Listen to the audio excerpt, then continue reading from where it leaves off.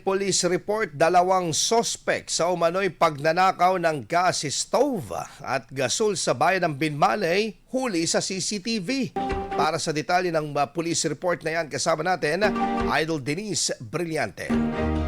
104.7 IFM Report.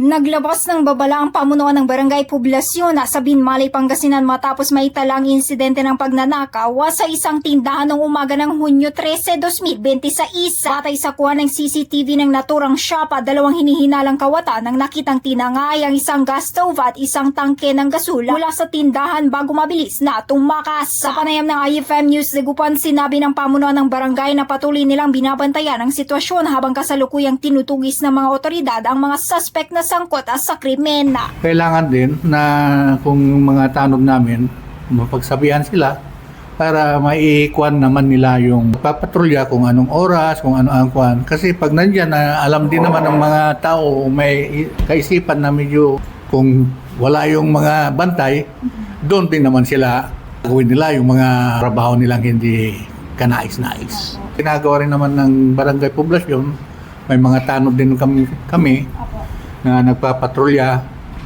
sa gabi, nag-iikot yan na 5 streets yan.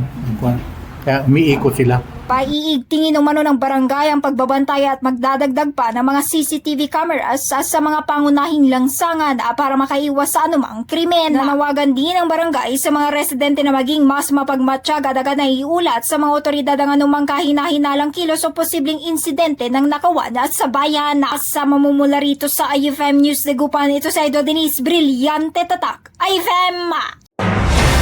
IFM News. IFM News. IFM.